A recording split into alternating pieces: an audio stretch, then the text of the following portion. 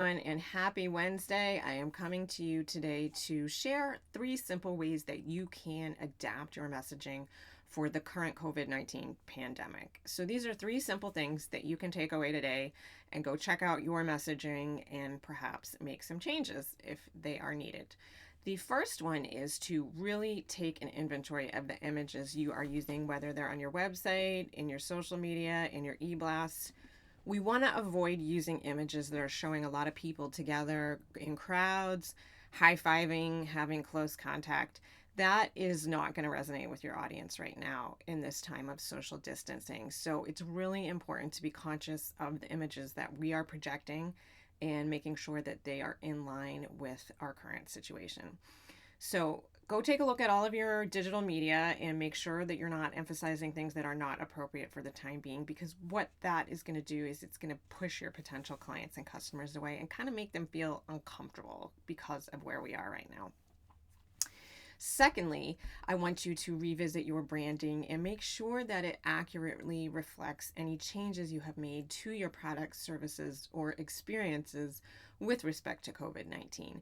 So, while we are pivoting and many of us are shifting things that we're doing in the small business sector, we sometimes forget to make sure that we are communicating that everywhere so that our audience knows how we have changed, whether that is offering curbside service, going online to do things virtually. You want to make sure that you have been in touch and in constant and more frequent communication with your clientele to let them know how you have changed things and that they can feel free to reach out with you if they have any questions or concerns. I was listening to a podcast the other day that was talking about how many of us don't want to overwhelm our customers because we are maybe feeling overwhelmed right now. But it's actually more important that you have more frequent communication with them because that is reassuring. So, obviously, we don't want to spam them, but keep in touch with them, keep the lines of communication open, and let them know how you can help them at the current time. Lastly, I want you to go ahead and revisit any scheduled communications or automations you have, whether they're automatic replies for booking services, experiences, purchasing products, or any kind of automated sequences that you may have set up in your email service provider to make sure that they are accurate and sensitive to the current situation.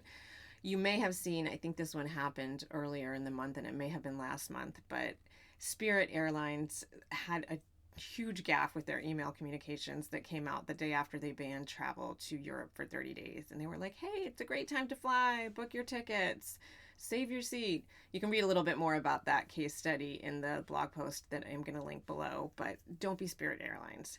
They had to issue a big apology, obviously, and said, oh, we had created this weeks in advance. Don't do that. Make sure that you look and ensure that any communication that is coming from your brand is in line with what's going on right now. You might be surprised to uncover things that automatically go out that you realize after looking at them are not really appropriate. Another tidbit that I picked up in regards to communicating during the COVID pandemic is to avoid using a lot of exclamation points. I think this came from Melina Palmer of the Brainy Business podcast, which I love listening to. You may be a person who likes exclamation points. I like them a lot too, but right now people are once again overwhelmed and already feeling anxious. So try to not stoke that fire by overusing exclamation points. So I hope you find these 3 tips useful and you can go implement them in your brand messaging. I will link the article that's going to go into a little bit more detail about this subject below. And as always, comment with any questions. All right, have a great day.